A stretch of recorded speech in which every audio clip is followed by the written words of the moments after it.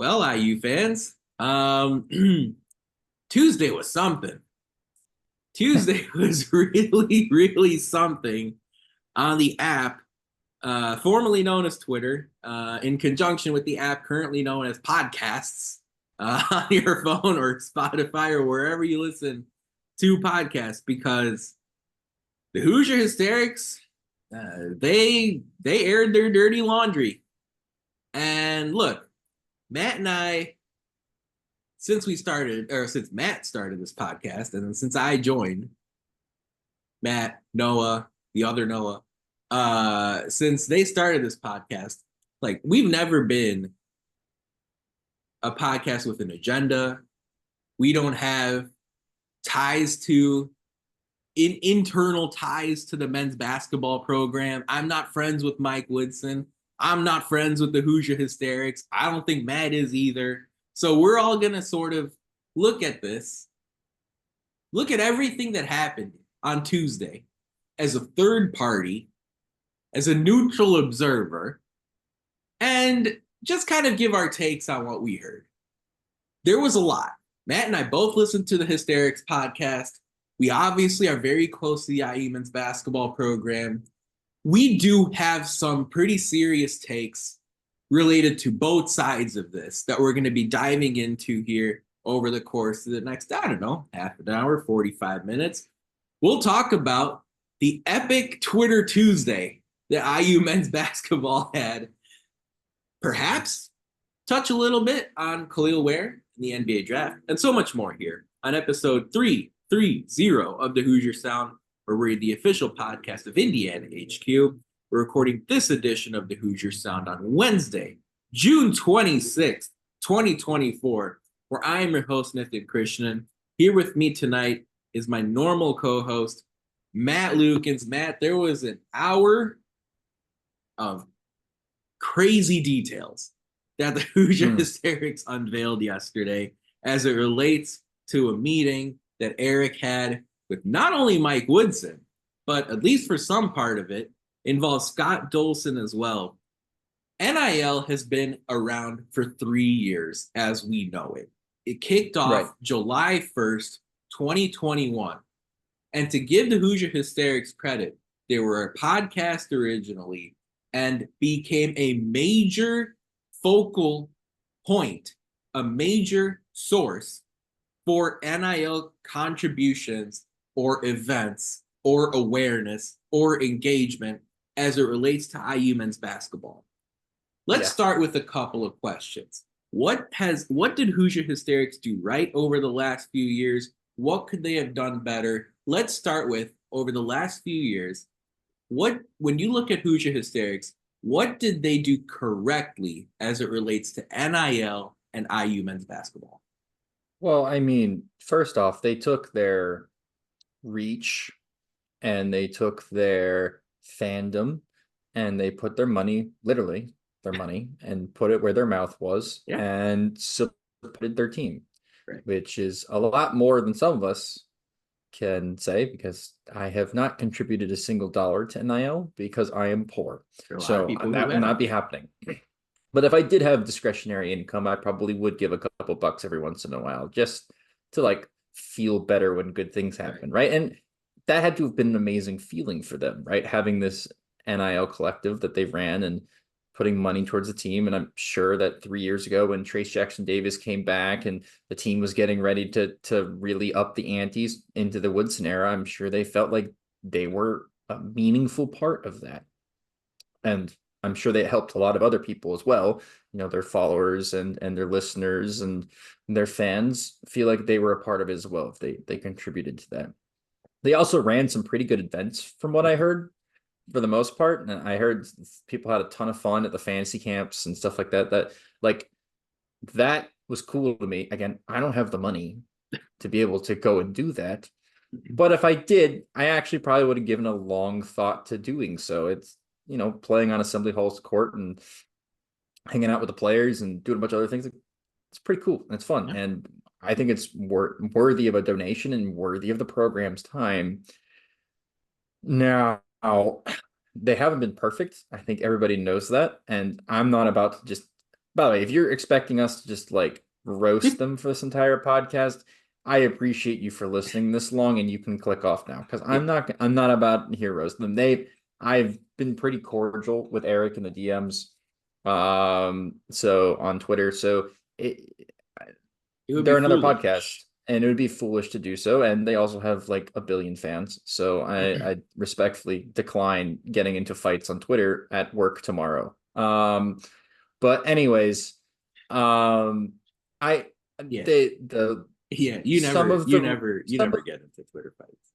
yeah, no, I've never once ever gotten into a Twitter fight ever with half a fan base before. Or been absolutely fucking roasted by Justin Smith on Twitter. Shout out Justin Smith. Yo, shout out. Yeah. Steven Yeah. Swift. Yeah, and half of Arkansas Twitter went after me too. Anyway, I'm trauma dumping now. No, so look, the Dawson Garcia situation I think is the most famous point. Some of their jokes and humor and content hasn't exactly landed in a way that is either A, appropriate, or B, funny. And I think they meant it to be both, and it just never was. Some of it was creepy, honestly, especially from somebody who at the time was just about the same age as a lot of these guys were, or had just recently been that age, and thinking about 40 or 50-year-old men singing my birthday, happy birthday to me in front of a bar. Little strange. There's the Jeremy Fears situation where they tried to get him to say bad things about the other schools that were recruiting him outside of a meetup, which is just wild behavior. And I'm not about to excuse them and say it was like them getting Right. caught up in trying to make content or whatever. They partially knew what they were doing. At the very least, like 20% of their collective hive mind, one Yeah. brain cell that they collect, they share, knew what they were doing, and then obviously went a little bit out of control. But for the most part, unlike what some people think, they have given a lot to the program that hasn't been publicly applauded, I guess, or publicly Hmm. known. So most people think that it's like a 60-40 bad versus good ratio for them. I would say it's closer to 50-50 or even a little bit higher on the good than they have done bad. It's just that publicly they've had some fuck ups just like everybody else has. And so um I will forgive them for that for the most part. And I mean they've also done, I mean, they don't just support men's basketball. There's been a men's basketball Yep. focused rant here for a couple seconds, but I mean they support women's basketball, they support men's soccer. I believe they support the softball team as well. They support a Volleyball. bunch of different volleyball, they support a bunch of different sports that aren't just the flagship men's basketball program. And I think they mentioned on the podcast that they're going to continue supporting them. I'm pretty sure Sydney Parrish even tweeted out, Yeah. like, thank you so much for the support, right? And Exactly. so they have done a ton great for the Indiana athletics program. Just they might not have always been the best thing for the basketball program. Yeah, I think that's a very fair way to say it. They were, I think, for lack of a better description, they were kind of the guinea pigs in a sense, as far as a real outspoken podcast or Mm. passionate duo of a fanatic turning into a major source of NIL contribution. And again, we don't have financial statements. Okay, Matt and I would be comfortable looking at those, but we don't have financial statements here. Um, we just have to sort of take perception and and lean on that. Okay. And as far as the events you're talking about, like, you're right. Those events, whether it's the fan fest that was canceled by Woodson, again, that was kind of the major crux of a lot of the issues that were discussed in Tuesday's podcast from the Hysterics. Cancellation of fan fest, cancellation of fantasy camps. Um, those were events that, at least when I went to Indiana HQ and saw the thousands of followers that we had share their feedback, like, they really, the folks that attended the fantasy camps, the Fan Fest event, they really, in general, like generally, broadly speaking, enjoyed their time at these different moments.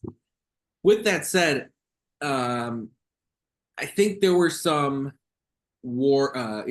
some errors that Hoosier Hysterics made that they can do better as it relates to other sports, or other NIL collectives can do better when they think about IU men's basketball. So I agree with a lot of what you said about the things that Hoosier Hysterics did well. I think Hoosier Hysterics did a lot right. I listen to Hoosier Hysterics frequently to get a bit of a pulse on what's going on with the program. They reported that Malik Renew was coming back this upcoming season. Like that they were the primary source there. Like that was, I was like, okay, thank you, Hysterics, for informing me that Renew's coming back. They had interviews with players, right? They had interviews with players like Anthony Leal, so you could get an idea of what was going on. I think that was valuable to hear, to get the players' perspective. You talk about their influence and their time spent with other athletics. NIL is a big deal nowadays. Indiana's at the forefront of that. But again, I think there were some things that could have done better. First of which, you can't wait 3 months to release details like this. And all indications were that the meeting that Eric had with Woodson, sounds like Scott Dolson as well, took place in early April.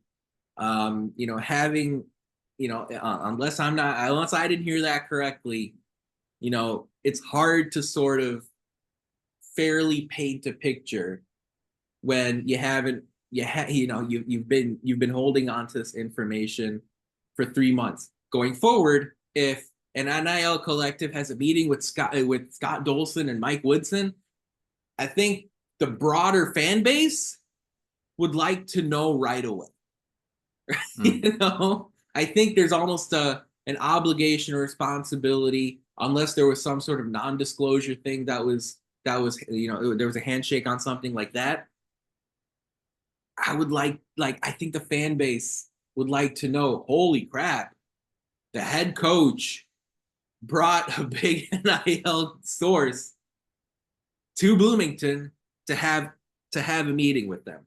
We heard Hoosier Hysterics side. We're not going to go, like Matt said, we're not going to go all in on the Hysterics. We're not going to go all in on IU men's basketball.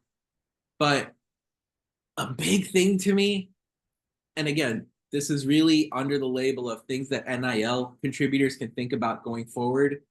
Matt and I talked about this just before we started. When you're a podcast like we are here, you can be critical of IU men's basketball. When you're a media organization like the Indy Star or Inside the Hall, you can be critical of IU men's basketball. Yeah. But when you start financially supporting the program, when you start having a role in the players that show up on the court, when you have a serious material say in some of these management aspects of the team and some of the personnel stuff on the team, you instantly have to row in the same direction as the head coach and the rest of the program. That's it. Once you start contributing NIL to the team, you have to go in the same direction as the team. You are a part of the team. Like, you are a massive. It's like you got I don't know, Matt, who do you think is more powerful? People who contribute large sums of NIL to the team, or the assistant coaches? Probably the NIL source. I mean, maybe. Yeah.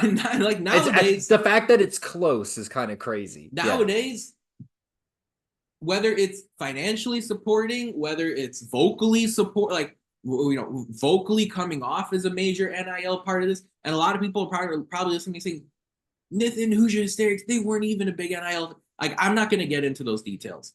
All I know is the perception of Hysterics and the reality of Hysterics is that they have a large say in the NIL stuff because of the events that they run. because of the time they spend talking to the players. Like, there you go. So once you become a serious source of NIL and you have events at Assembly Hall and you do things like that, you cannot then call out a fan base for being toxic when Liam McNeely decommits. You cannot call out a head coach for saying he didn't get your team into the NCAA tournament. You can't call out the players for not shooting well or not rebounding well or not passing well or not defending well. NIL groups going forward, whether you want to call, whether they're collectives, whether they're one person, like once you start becoming a massive NIL source, even a small NIL source, but I'm really sort of drawing the line. Once you're starting to have partnerships with players, once you start having a serious role in the players that are on the team, once you have events that are on campus using the home team's basketball arena, like you have to unilaterally row in the same direction as the program. You cannot be critical. Am I crazy for saying that, Matt, or is that something where I'm out of line and I'm just maybe not seeing that correctly?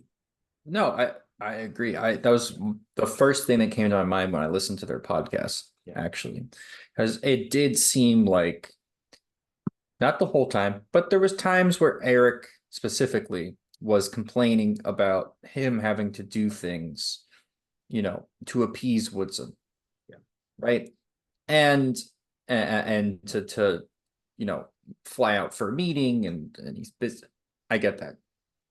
But it's tough. At the same time, we're adults here. If I have a contract where I have to pay my rent by a certain day, I got to pay my rent by a certain day. And if I don't, I pay the penalty.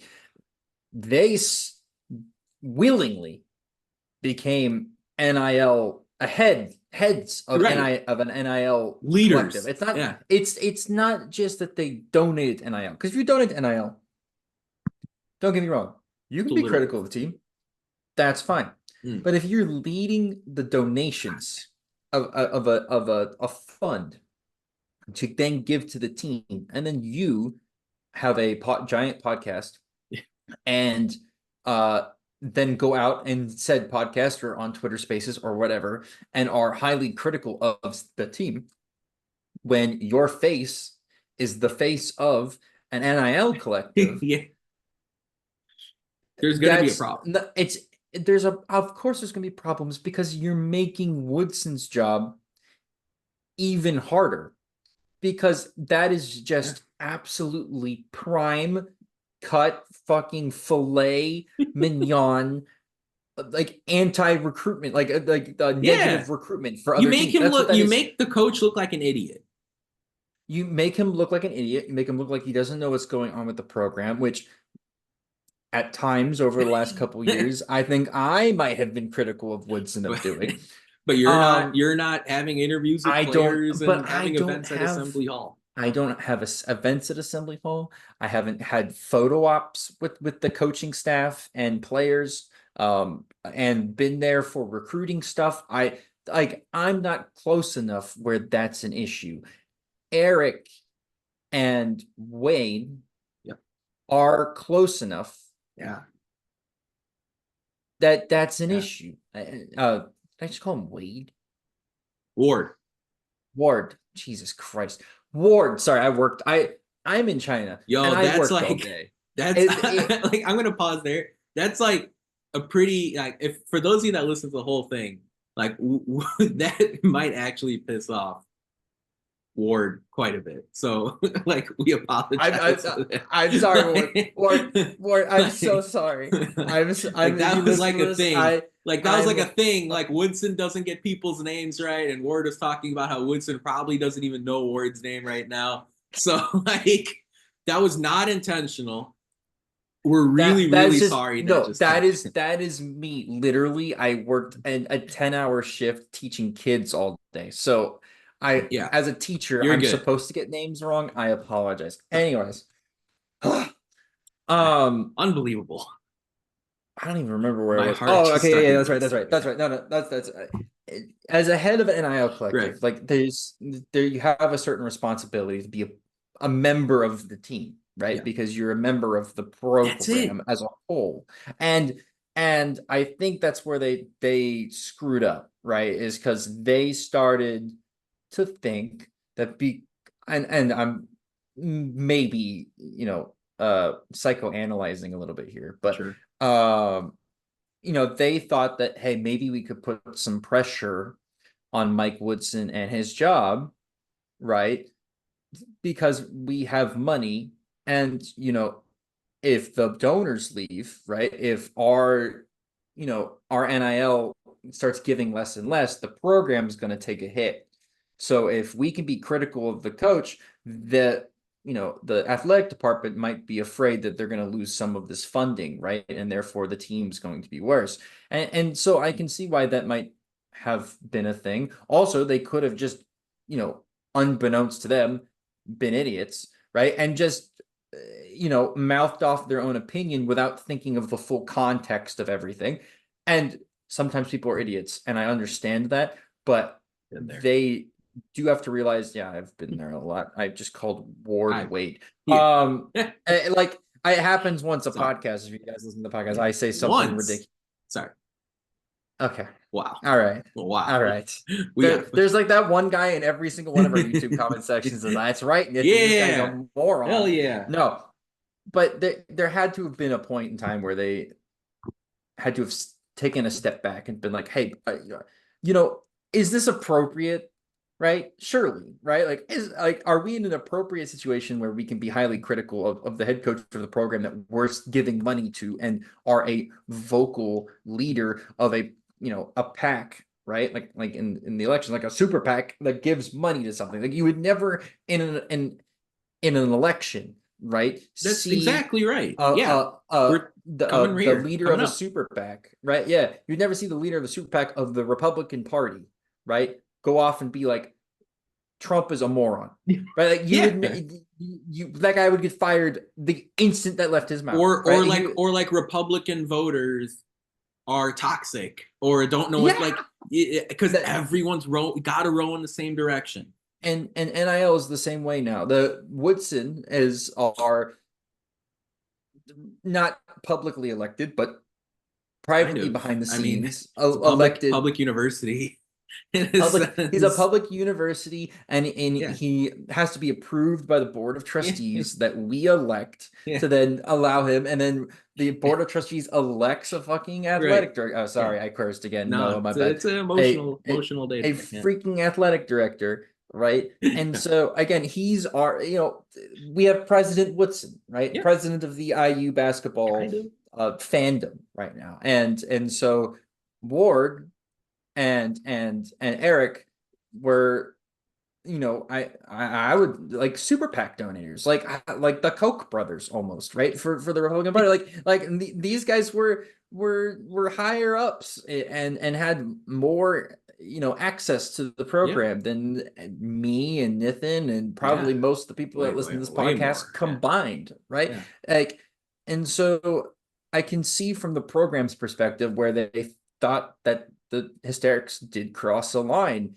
And I'm not, after listening to their podcast, I wasn't totally convinced that they had either A, learned that lesson, or B, have had enough time to really ponder on it. Because it's been 3 months, and they haven't released the news. But I would be surprised if the conversation with the program and the staff ended 3 months ago. I'm assuming they probably kept in contact and tried to, iron things. Get a new, iron things out. Rekindle, negotiations and stuff like that. So, it's just, I don't really understand how they didn't see this coming, partially at least, because again, they literally put money where their mouth is, and if their mouth is going south, oh wait, maybe I don't want to say that. If what they're saying is going south and the program is going north, there's a problem.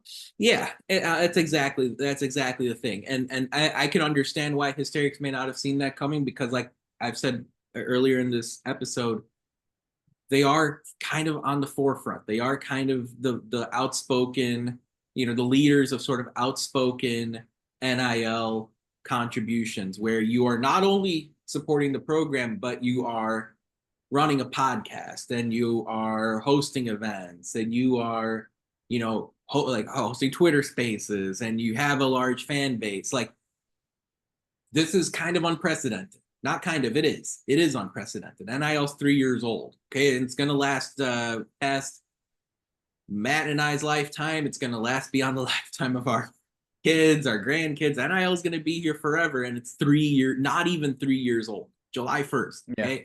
So there's a lot of unprecedented stuff here that I think future NIL collectives can learn from. With that said, Matt, I think it's time that we talked about IU side of this. I think it's time that we talked about Indiana men's basketball side of this, because we haven't heard a voice from the program speak to what just happened. We haven't seen a statement. I would like to. We'll see if it comes down the road. I don't expect it to, but we have some thoughts on men's basketball, the program within the four walls. We're going to go into those in just a minute. But first, it's time for Who Won the Week this past week in IU sports. And we have to tip our cap to all the swimming and diving Olympians that will take a trip to Paris in the upcoming weeks to represent their various countries in the Olympic Games. I would highly there are a lot of people to list, because Indiana swimming and diving is a juggernaut. So Indiana swimming diving owns the Olympics. So, I would go over to either the Indiana swimming and diving Twitter account or, search them on the IU website to dive into all of the different individuals that made the Olympic teams of all different countries, US and beyond.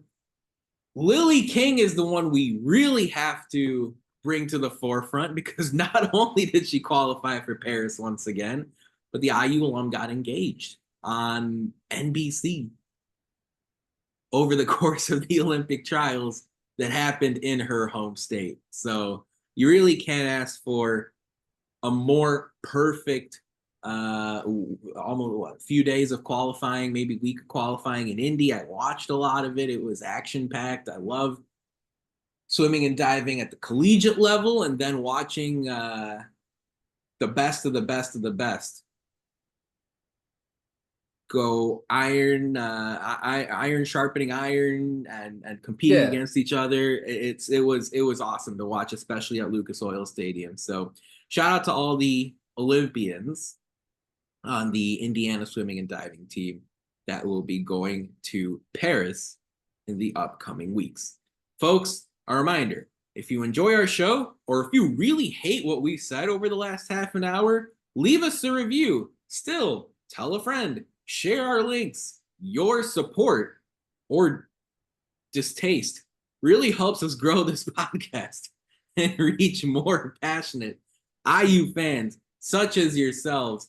We're going to be talking about NIL forever. And so, if we're not characterizing something correctly, let us know. Like, we try to be a common sense position as far as IU men's basketball is concerned. Sometimes. And that is not, that is not all that common in the world of this basketball team. So we try to keep it as neutral as possible, as objective as possible. If we like something, we'll say it. If we don't like something, we'll say it. Matt, we've heard a lot from the Hysterics side of things, but there were two sides to this. And the other side is Indiana men's basketball. And Mike Woodson and Scott Dolson and the Candy Stripes and the Cream and Crimson and a basketball team that was like 100th in the country last year, missed the NCAA tournament, missed the NIT, had Liam McNeely decommit, and that's when this meeting was held in early April. Since then, things have improved quite drastically across the board. And now, after adding 6 players via the portal, and according to most analysts' beliefs, had one of the best transfer portal seasons in all of college basketball, Indiana has a preseason top 15 designation going into this upcoming year. Now, Mike Woodson, to me, came out looking real good as a result of this podcast yesterday. I think a lot of folks listened to the Hoosier Hysterics side of things and said, wow, basically in early April, Mike Woodson told off the Hysterics, whether you like it or not, and then absolutely cooked as it relates to how he handled the transfer portal across April, May, June to get us to where we are today. Let me start with this, Matt. We'll give a lot of compliments to Woodson. We'll have some things to say as well as it relates to maybe how we would handle it differently. Does it bother you at all that Woodson, after a really rough season, wanted to schedule a meeting with an NIL collective to, I guess, have like a confrontation or a serious, stern meeting with the Hysterics? Does that bother you that that was sort of on the top of Woodson's mind coming out of how tough last season was? Does it bother me? It was on top of his mind. No, not really. Me neither. Me neither. Because one, there's like a down period for coaches. Like there's a period between where you're only recruiting. Like you're not coaching anymore. You can't coach the kids anymore. And then also you don't really have a full-time job at this point other than focusing on recruiting, right? And with that, you obviously it's not a 24/7 thing. So he has time to fix some things. You have to. Right? You have to look back. Do some housekeeping, right? Yeah. Because after the season, right? It is basically, it's in March, so you got to think it's his spring cleaning time. Like it's about time for him to kind of put things in order that during the season when you're coaching every single day and you're traveling around the country with the kids and the students, the athletes, and working his butt off, honestly, as a college coach is just an insane job to have, by the way.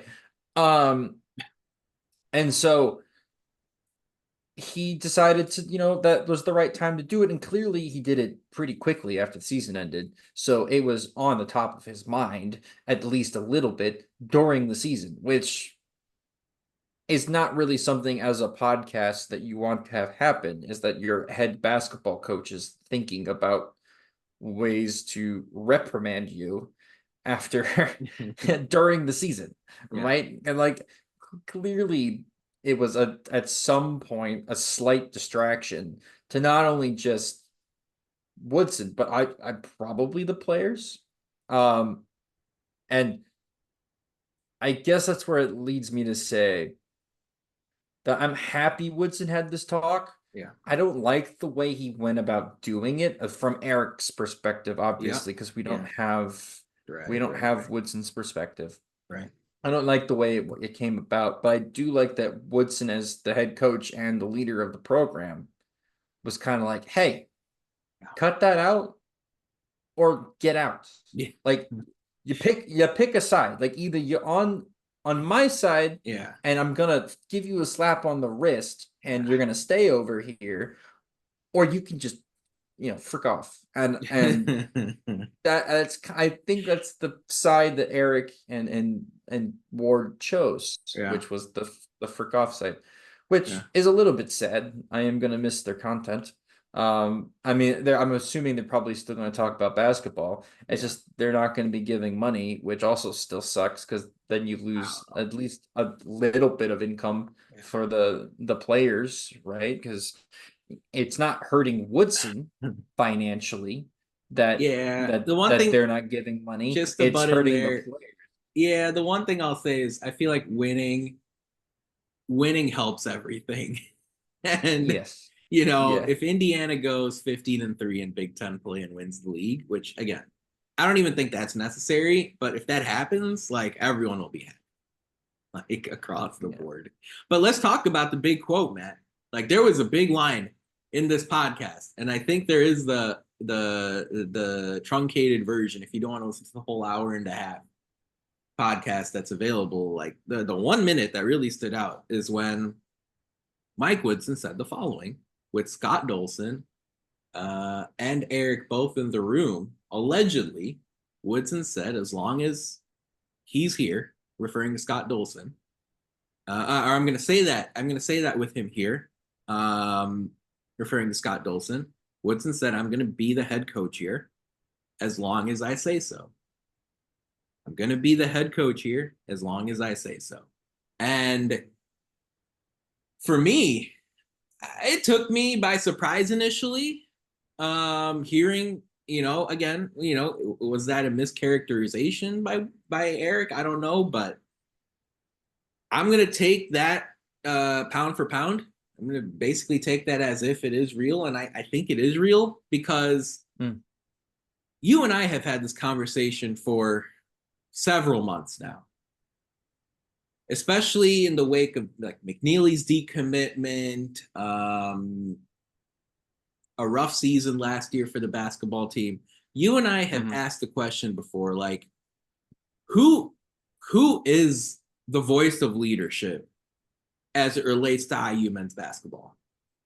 Because Tom Crean, even over the last few months, has appeared on podcasts where he said that the boosters and the donors had a lot to do with my departure from Indiana, or maybe, sort of tarnishing his experience at Indiana. Look, from both of our perspectives, we're looking at, is it Scott Dolson? Is it Pam Whitten? Is it NIL contributors? Is it the fan base? Is it the players? I mean, who's in charge?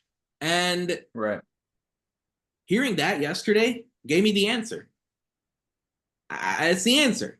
And look, Mike Woodson has his faults. Mike Woodson has his flaws, but that doesn't matter.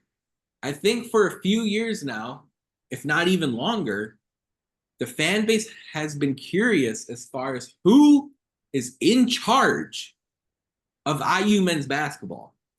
And if it's true that Woodson in a room with Scott Dolson and a big NIL voice, if Woodson said, I'm going to be the head coach here as long as I say so, that is true.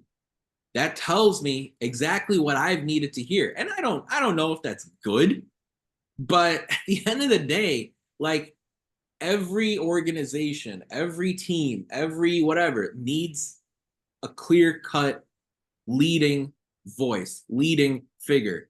And thinking about Scott Dolson, look, he's on the NCAA baseball selection committee. He's been in charge of a lot of facility focused stuff. He's in charge of making sure the athletics department is profitable. He's in charge of making sure that I shouldn't say profitable, bringing in more money than it's losing.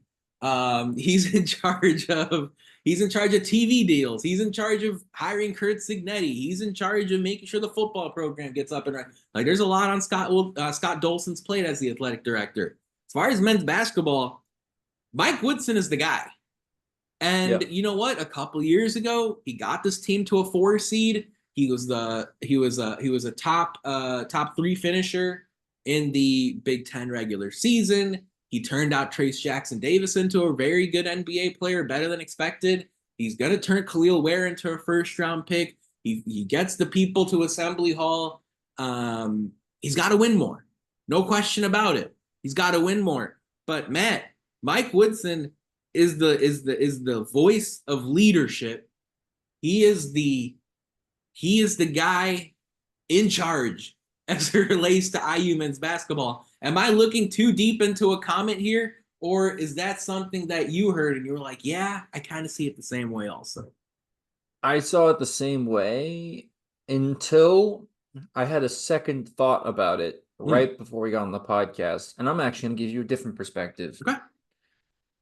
I think, like, obviously the the quote from Woodson means that he is the go-to on basketball. And look, that makes maybe he's being dramatic. sense. I don't think he's being dramatic, but I also don't think he literally means that he's going to be the basketball coach until he doesn't want to. Because he said, I will be here coaching basketball as long as he's here. Yeah. Which tells me that Dolson's job with him in the room, when Dolson's not going to fire Woodson, is what that tells me, right? But that doesn't mean Dolson can't get fired. Okay. That's what that tells me. And that means that as long as we keep the same athletic director, that Dolson's not going to budge on this, and neither is Woodson. But that doesn't mean that a new athletic director can't come in and kick him out. That's what I took from that. I did not even think about that. Because I think, and what I expect is true. Yeah. If you get rid of Woodson, I think you also have to get rid of Dolson, because I think if you look at it this way, Dolson's big dick swinging hire was to go get Woodson. Like that was the shot in the dark. No one liked it. He could have gone after more experienced coaches. He could have gone after guys like Bruce Pearl, or insert anybody else. Like, I'm just bringing up Bruce Pearl because he was brought up during the season. But you know, they could have gone after a lot of different coaches. Then instead they went with Woodson, right? After the Archie Miller era. And Woodson was an unproven college coach. He's caught, obviously. Why am I even explaining this? You guys know. Well, I think the big move was maybe retaining Woodson more so than hiring him. Does that maybe sound, either or works, because probably both. Yeah. Both, yeah, because I think hiring him was, the onus is on Dolson, not Woodson. Woodson's the one that's offered the job. Dolson was the one that went into like a bunker and came out with Woodson as the head coach, if I remember the story correctly. Like, Dolson locked himself in a basement for like a week and went crazy trying to get a new basketball coach in, and ended up with Mike Woodson. And I believe he was the only one that really interviewed for a job outside of them calling Brad Stevens and asking Brad Stevens if he wanted to come back, and him being like, no, I like Dunkin' Donuts and winning NBA championships. So, Brad Stevens. Shout out to that Indiana Hoosier great winning an NBA championship. One of the best basketball figures. That's two podcasts in a row you've brought that up. That's two in a row. A third time I'm leaving the podcast. Barnyard basketball is running the NBA now. The cornfields in Wabash and Jeffersonville and all that, they're running the NBA. Shout out Indiana, baby. It's true. It's actually true. But, yeah. Anyways, back to my point, which was that it's Dolson and Woodson, or it's Dolson and Woodson staying, or they're both leaving. Like, that's what I understood. Like that. Can I tell you two things? One of which has to be true. Okay. So if I got my timeline right, this meeting between Hysterics and Woodson and Dolson happened in early April. And then Indiana freaking cooked in portal season. Okay, so one of two things has to be true. Either Hoosier Hysterics is still contributing NIL, or NIL is perfectly fine without Hoosier Hysterics contributions. Isn't that right? I think it's clearly based on this summer. Like, it's one of those two, and I don't care which side it is. But, like, if anyone's really concerned about the long-term health of IU basketball coming out of this podcast that was released yesterday, my take is that there is nothing you need to be worried about as it relates to NIL. Because either Hysterics are still contributing NIL, or NIL is just fine without them. So I don't know which it is. I don't care. All I care about is IU men's basketball. And the truth of the matter is, if Indiana went out and added Umar Ballo and Kanan Carlisle and Lou Goody and Miles Rice, no matter what, the long-term health, I mean, what is like, all right, whatever.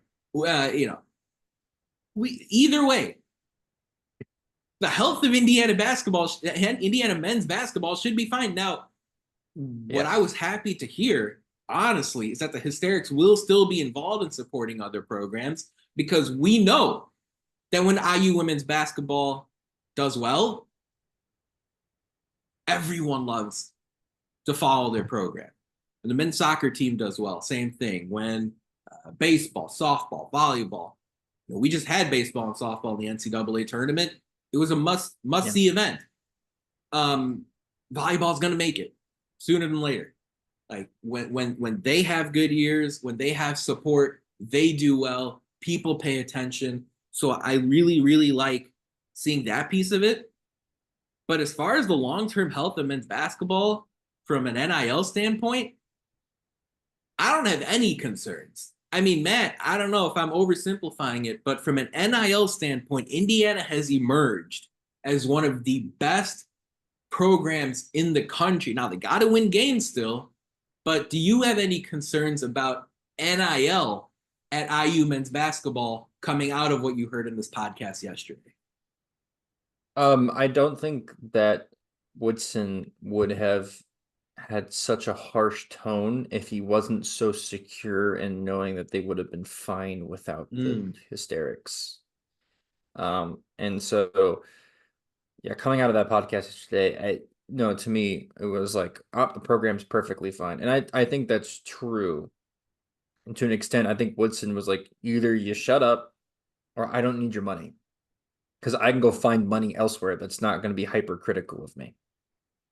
Right.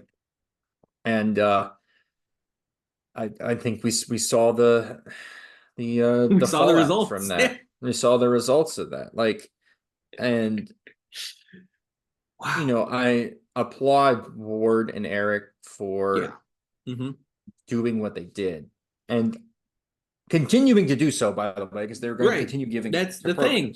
Exactly. Yeah. But the men's basketball program is perfectly fine without them sending money their way. Yeah, and like I would just make a point, like, for all of you to like go out and burn Hysterics at the stake, don't do that. Because like Sydney Parrish, the face of the women's basketball team now, maybe in conjunction with the Arden Garzone, like they have voiced their support for his, like, don't burn these guys at the stake. Like, that's not worth it. It's not productive. Now, you can have an opinion, you can have focused on men's basketball, but don't do that. I just wanted to butt in as far as that was concerned. Yeah, because it's hurting other programs and people that don't get as much funding as the men's basketball program does. Like, and this comes full circle back to the whole, what we started this conversation on, which was like, who's in charge of the program? Yeah. Right? For a long time, it was donors, right? Yep. I think you're right. I agree. And I think Crean had trouble with the politics on the other end, people not wanting to donate, at that time, not to NIL, but to the actual athletic department, right, to help clean up facilities and fix the program and whatever. Because from what I've heard, Tom Crean was at times a pain in the butt to work with. Right. and I'm pretty sure that some of the board of trustees are also, and not just board of trustees, but the donors are also pains in the butts themselves. And so you had a bit of a clash of egos, right? And I'm pretty sure a similar thing happened with Archie Miller. To me, Woodson has taken that situation and, for better or worse, controlled it, right? And has, Indiana according guy. to him, right? Yeah, according to him, he's the guy, which to me gives me a lot of confidence in Woodson, but also makes me think that he has done an amount of good for the program that we could never repay him. Because if this had been a problem under the previous two head coaches, and then for him to come in and fix the problem, right? And fix the issue within the power structure of the basketball program and the hierarchy, and make it what it's supposed to be. Right. That's something that we can never, even if, let's say, he gets like, it doesn't even make the NCAA tournament this year, he gets Golson fired. We still have to thank him for that, right? At the end of the day, because the people that are with the players every single day and work with them and have their best interests in mind, and honestly, whose job rides on them doing well, should be the people making the decisions within the basketball program, and not some people who are alumni or grew up fans that have a little bit of money from ma and pa that they want to throw around. Or that they've made themselves or whatever. But so the people with the giant pocketbook that want to make them bottomless pits of money, that they want to feel like they run this team, that they own the success of the team because they gave money. Yep. Right? And that's not necessarily how you it don't works. Want it. You can take partial credit, and that's what I was about to say, is that I'm pretty sure Ward and Eric can take partial credit for Woodson taking a nice kick in the ass and going and upping his NIL recruitment game and portal recruitment game and getting us one of the best portal classes in the country. I would be surprised if Woodson didn't take it a little bit personally. Also shout out to Liam McNeely for doing that too. Yeah, and there's probably some overlap there. Overlap there as well.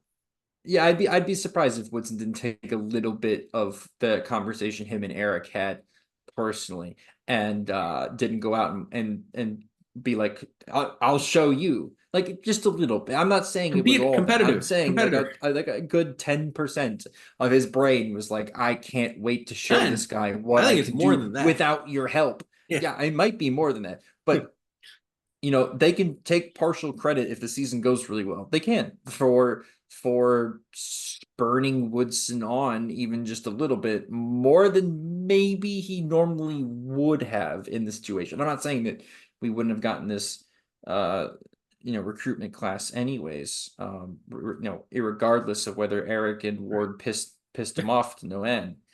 But it certainly helped. So if that's the last thing that the Hysterics do with the men's basketball program, they went out on a nice bang. So thank you. If you can support IU men's basketball, please do so. That's all I gotta say. Or piss off Woodson, please do so. Football, or do that. Yeah, exactly. Lots to digest there. Let's talk about Khalil Ware for a minute, because he's going to get picked in the NBA draft tonight. But first, the time for a social media shout out. Folks, if you haven't found us yet, head over to Twitter, Facebook, YouTube. You can find us at Indiana HQ, as well as at the Hoosier Sound. On Instagram, Matt, we're not Indiana HQ, but what are we? Indiana.HQ. Exactly. You can find When are these guys going to learn, huh? There. You can find us there. Matt, there's a lot of drama around IU men's basketball, but one thing that will unite us all and bring us together in a moment of celebration is when later tonight, which is Wednesday night in the US, Thursday morning in China, Khalil Ware will get picked in the first round of the 2024 NBA draft, the 7-foot center from North Little Rock, Arkansas, who originally started his college career at Oregon and then had an outstanding year under Mike Woodson and the Indiana Hoosiers, where he averaged 16 points a game, 10 rebounds a game, 9.9 to be specific, and 1.9 blocks per game, while shooting 43% from three. Ware will move on to the NBA. And a lot of reports as of late have come out saying that Ware's crushed his workouts. He looks like somebody who should fit into the NBA pretty quickly. in a draft where there maybe isn't a generational talent, where could really emerge as an underrated, unexpected sleeper as far as one of the best contributors among the first round picks, especially because he's a little bit more refined than a lot of the 18 and 19-year-olds that you're going to get here picked tonight. Yeah. Matt, as you look back on Khalil Ware's year at Indiana, like what stood out to you and how excited are you to see him get picked as far as the first round of the NBA draft is concerned? Well, what stood out to me first off was he was a talent that Indiana hasn't seen a lot of in its history, right? Like, I don't know how many 7-footers have come through the program that are able to shoot threes and do what he does on both ends of the court. Not that many, right? He's the Kristaps Porzingis line. He's a unicorn, right? Like, he's just a guy that doesn't come around all that often. And basketball is just a very rare player. And so that was fun to watch. And then, I liked his redemption story. Like going from a guy that didn't play a lot at Oregon and Woodson giving him the second chance and then he being the best player for most of last year on the team. Like, he was fun to watch and gave me a lot of joy watching him play. It was frustrating too, but that was part of the growth and maturity process for him. Right. And it was very similar to me. His season was very similar to the Hood season, where it felt like he got much, much better and more confident as the season went along. And his NBA draft prospects kept going up as the season went along, similar to Hood. And I think they're going to be very, taken very similarly in the draft, where they're going to be taken in the late 20s, I think. So, or somewhere in the 20s. Like, he was, an awesome Hoosier, and I loved watching him play, and I'm gonna miss him next year. But I might not miss him that much because the Miami Heat might take him, so that would make me happy. Because having Thomas Bryant and Khalil Ware on the Heat, I have to get 2 jerseys now. Whew. That would be, I think, I don't know if you can say rich getting richer, but I think you can say the well off getting richer. Because Miami always develops their later draft picks better. Like, if they have a number 1 overall pick, they pick Justice Winslow. But if they pick like further on back in the draft, it's always good. They always make them good. Yeah, hero. And I think Ware is like the perfect fit next to Bam Adebayo. Like, I think those two complement each other so well. Not only offensively and defensively, because then you'd have 2 rim protectors, but then Bam can just go and switch on everybody, and Khalil doesn't need to do that. So, little IU Kentucky diplomacy there with Bam and Ware. Did you throw up a little bit when you said that? Shout out to Evan Orris, who is an IU sports media alum, social and digital content publisher with the NBA. Orris posted a video yesterday of Khalil Ware sharing his experience playing at Assembly Hall. And I would recommend all of you go watch that. We retweeted it over at Indiana HQ. Not really watching it to hear what Ware has to say, but just look at the smile on Ware's face when he talks about Assembly Hall and IU men's basketball. I know there's a lot of cynicism right now as it relates to players switching teams because of NIL, because they're just getting paid and this and that. As it relates to Oumar Ballo, just Oumar Ballo, I can't really speak to anyone else. If you've seen Trace Jackson Davis grow and develop at Indiana, if you've seen Khalil Ware develop at Indiana, and you have sights of making the NBA and being productive in the NBA, Mike Woodson in Indiana seems like a really good spot, because not only does Woodson get improvement and production out of his bigs, but it looks like all the players really do reflect on their time positively as it relates to those guys that we just talked about. the time that they spend with Mike Woodson and playing for the Indiana Hoosiers. So all I'm saying is it's not perfect at IU right now. They got to win more games, but we're going to watch Khalil Ware get drafted. And this, I think, kind of represents a fascinating tipping point. I don't know if that's too strong, but like if Trace Jackson Davis goes to the NBA and outperforms his expectation, outperforms his pick value, and then Khalil Ware, I don't know, he gets picked 20th and he does the same. And maybe Jalen Hood-Schifino bounces back next season. Like all of a sudden, Mike Woodson's track record of getting guys to the NBA and having them play well in the NBA is something that he can very much use in the recruiting arsenal as he goes out and tries to add players in the portal or add players that are coming out of high school. I'm very much looking forward to seeing Khalil Ware play in the NBA. The one thing I have to add to this is that the development and the coaching you get in the NBA is unprecedented. It's unparalleled. So I think a lot of people before the NBA draft say, well, is the guy ready to play? Is the guy ready to go just yet? Is the guy ready? Can he use another season of college basketball? A lot of guys probably could use another season of college basketball, but don't lose this as you think about the pros. The coaching and the level of attention and the attention to detail and the adaptation to the pro game, whether it's at the G League or the NBA level, is better than anything you get anywhere else. Because think about it. These aren't student athletes anymore. They don't have to worry about class. They don't have to worry about NCAA restrictions on practice time and on playing time. Like, okay, there's a players association, but when it's all said and done, you go out there and you get to learn from Greg Popovich, you get to learn from Steve Kerr, you get to learn from Spoelstra, you get to learn from somebody who is at the very, very top of their profession. It really doesn't get better than that. And so, look, Mike Woodson's a head coach at IU. For most of the time, he was an assistant in the NBA. And I think that goes to show kind of how strong the skill level is, the coaching level is as far as the NBA is concerned. And if you stink, you get fired pretty quickly. Shout out to Dardenham. So that's kind of where things are at.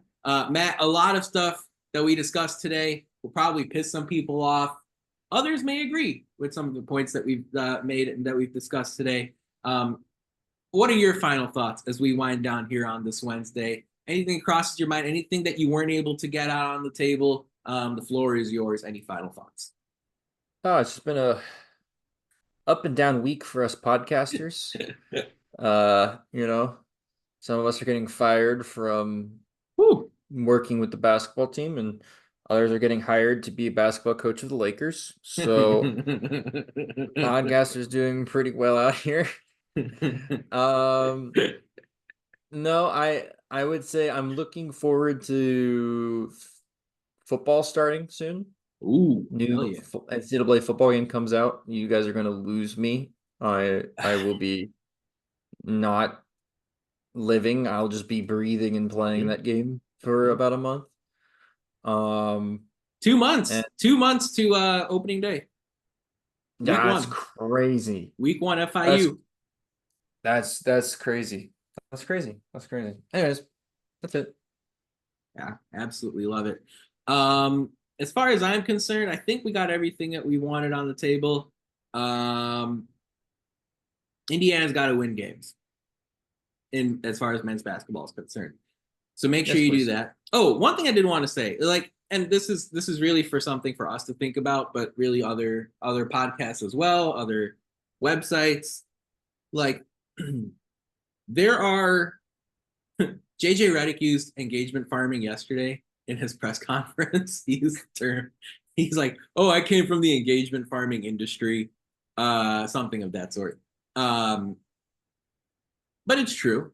2024, that's part of it. You're trying to gain attention. You're trying to gain interest. You're trying to gain engagement. In general, this isn't a hysterics thing. In general, there are consequences to those actions, right? You can't just be engagement farming. You can't just be looking for likes and retweets and comments and shares and unfollows and all this type of stuff and then get upset when someone gets annoyed. Right? Because that's the whole point. That's the whole point of farming. You want to get everyone who dislikes what you have to say or write. You want to get everyone who likes what you have to say and write. You want to get the whole spectrum. So when something doesn't go your way, you can't get sensitive. And again, it's not hysterics, it's just in general, right? For anyone who listens to this and they run a podcast and or they have a website, it doesn't have to be related to IU basketball. Like, there are consequences to engagement farming. Be aware that someone will, like, we've gotten in trouble with the men's basketball team before. Like, we have, and it's okay. Like, those are part of the consequences, and we have a conversation or we exchange emails or whatever, and we figure it out. Like, Indiana HQ has gotten in trouble with IU men's basketball before. That's fine. It happens. It's part of the thing. But, like, we didn't get overly sensitive about it, and we didn't sort of throw a fit. We didn't go crazy. So all I'm saying is, like, if you've made it this far, I appreciate all of you listening. If you're in the engagement farming industry, as JJ Redick put it, understand that there could very well be consequences for your actions, and you're gonna have to address them head on. And however you do that is up to you. But folks, that about wraps it up for our 330th show of the Hoosier Sound. Thank you so much for joining us. We really appreciate your support.